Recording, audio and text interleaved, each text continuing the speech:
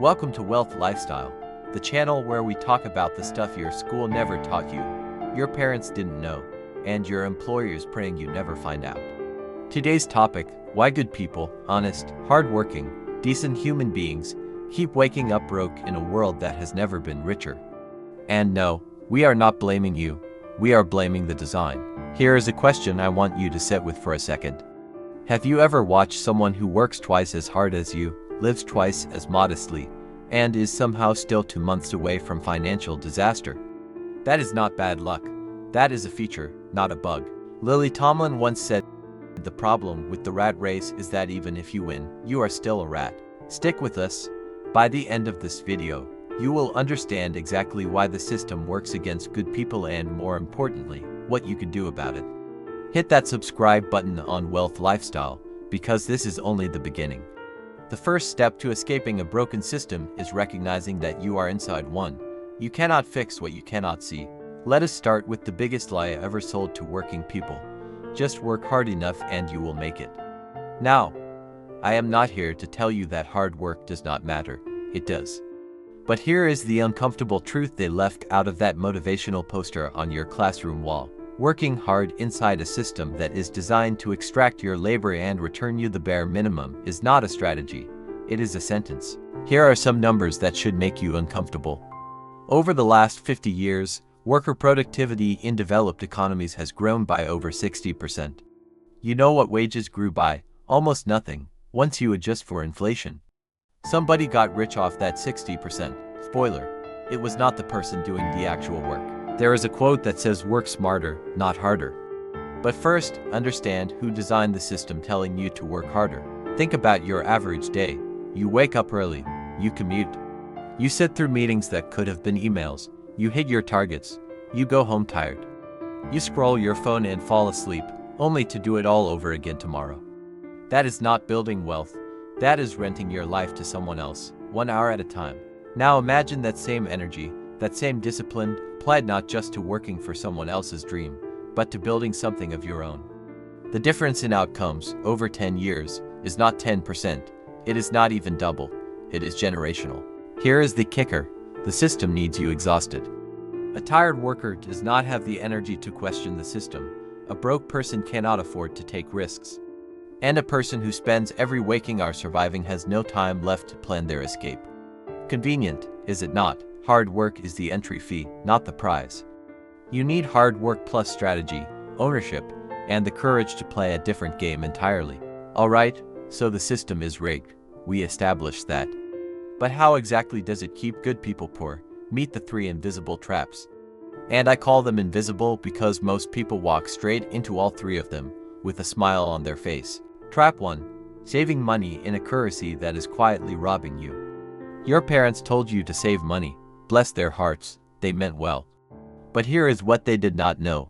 Every single year, inflation quietly eats somewhere between 3 and 8% of your savings buying power. That money sitting safely in your bank account. It is shrinking, in slow motion, while you sleep. Let us say you save $50,000 over 10 years. You feel responsible. You feel smart. But if inflation averaged 5% annually during that time, your $50,000 now buys what $30,000 used to. You saved faithfully. The system took $20,000 from you anyway. No robbery, no drama, just the quiet theft of a rigged monetary policy. Milton Friedman saying, and I quote, "Inflation is taxation without legislation.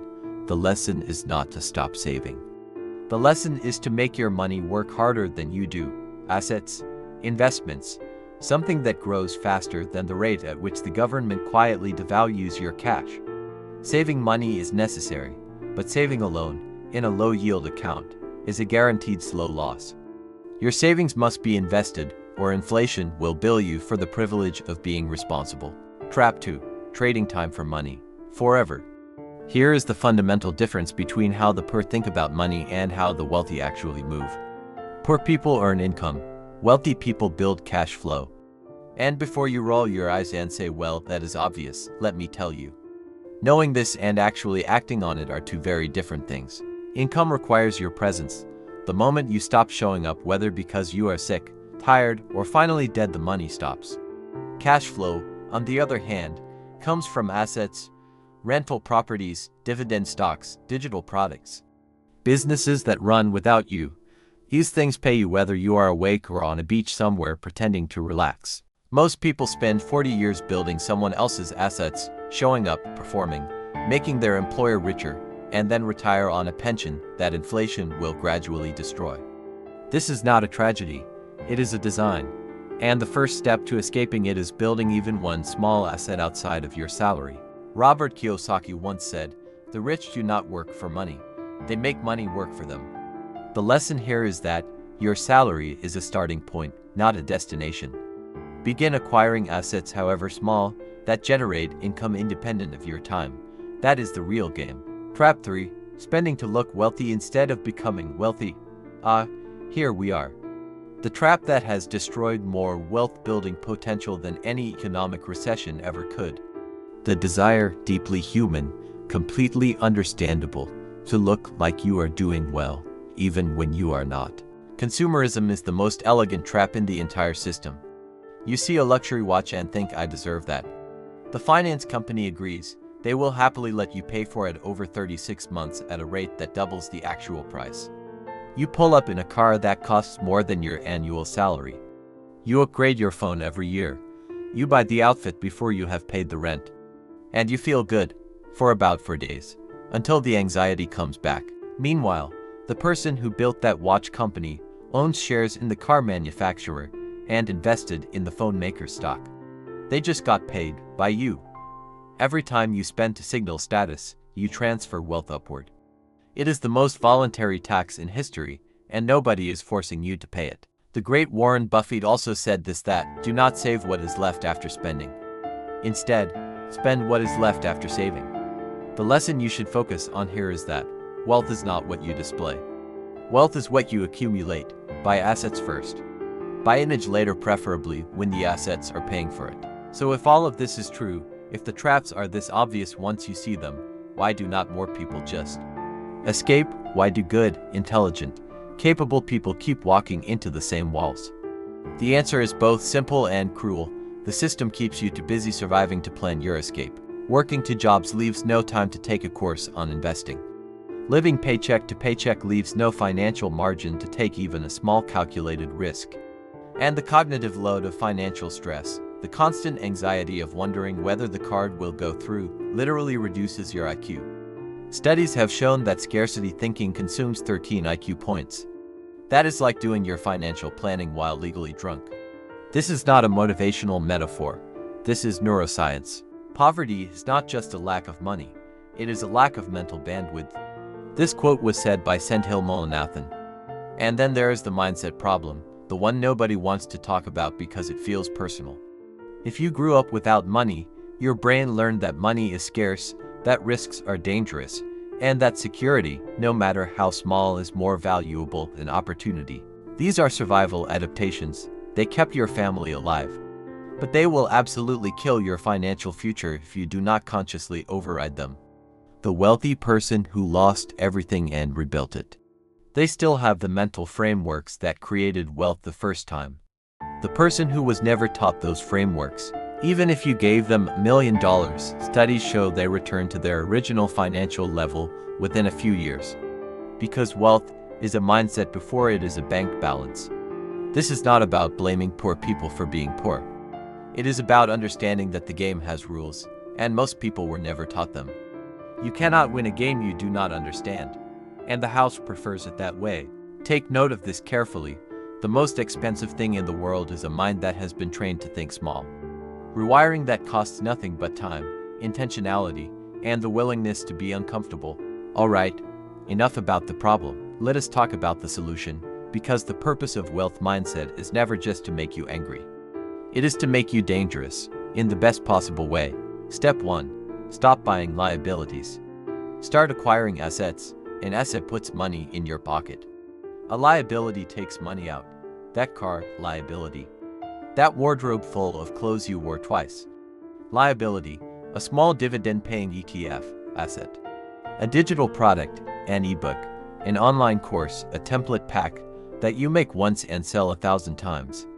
Asset, A second-hand property that tenants pay off while it appreciates, generational asset. You do not need to start big. You need to start. $5 a month in an index fund is not going to make you rich next year. But it will teach you the habit, the psychology, and the muscle memory of investing, and that is worth more than the $5. An investment in knowledge pays the best interest. Benjamin Franklin. Take note of this closely. Every purchase you make is either building your future or funding someone else's. That is not an exaggeration. That is accounting. Step 2. Invest ruthlessly in high-income skills. Here is the fastest legal shortcut to wealth. Become the kind of person who solves expensive problems. Doctors get paid well because they solve expensive problems. Health. Lawyers get paid well because they solve expensive problems. Legal risk. Great salespeople get paid extraordinarily well because they solve the most expensive problem any business has: finding customers. In today's economy, the highest leverage skills are the ones that work on the internet, at scale. A copywriter who understands persuasion can write an email that generates $100,000 in sales from their kitchen, in their pajamas. A video editor who understands storytelling can charge $5,000 per project while brands beg for availability. A software developer who can build tools that automate business problems, that person could retire before 40. These skills are learnable. They are not kept behind prestigious universities. They are on YouTube, in books, in online courses that cost less than a dinner out. The only thing standing between you and a high-income skill is consistent, deliberate practice, and the belief that you are capable of learning it. The more you learn, the more you earn. Warren Buffett. Take this serious. Your income ceiling is determined by the problems you can solve and the value those solutions create. Raise your skills, raise your ceiling. It is that direct. Step 3. Build a network above your current income level. Jim Rohn said you are the average of the 5 people you spend the most time with. And financially, this is almost painfully accurate. If everyone in your inner circle struggles with money, believes money is hard to come by, and spends every social occasion complaining about the economy, you will marinate in that worldview until it becomes your reality. This is not about abandoning your family or dismissing your friends. It is about expanding your proximity to people who think differently about money, opportunity, and risk. Join communities of investors. Follow creators who build wealth and document the process. Attend events where entrepreneurs gather, not to network in the cringe, business card swapping way, but to absorb a different way of seeing the world. Opportunities travel through relationships. The right conversation with the right person at the right moment can change your entire financial trajectory. Every successful person you admire got at least one major breakthrough through someone they knew. Build the network, and the opportunities will find you. Wealth is partly a social phenomenon. Surround yourself with people who have already figured out what you are trying to learn. Their assumptions about what is possible will quietly become yours. Here is what we know. The system was not designed with your financial freedom in mind. The traps are real. The exhaustion is intentional. And most people will go their entire lives never understanding why they worked so hard and ended up with so little. But you are not most people. You are watching Wealth Lifestyle, which means you have already done the one thing that changes everything. You chose to look clearly at what is actually going on. That awareness is the foundation. Everything else, the assets, the skills, the network, the mindset, gets built on top of it. The system is not going to fix itself, but you do not have to wait for it. You can learn the rules, play the game differently, and build wealth that outlasts you. It will not happen overnight, but it will happen if you stay consistent, stay hungry, and stay in the game. If this video shifted something in how you see money, do one thing right now: share it with someone who needs to hear it. And if you are not subscribed to Wealth Lifestyle yet, what exactly are you waiting for? New videos drop every week, and we are just getting started. The secret to getting ahead is getting started. Mark Twain. Note that knowledge without action is just entertainment.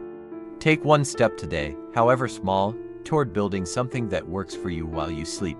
That is how the game is won.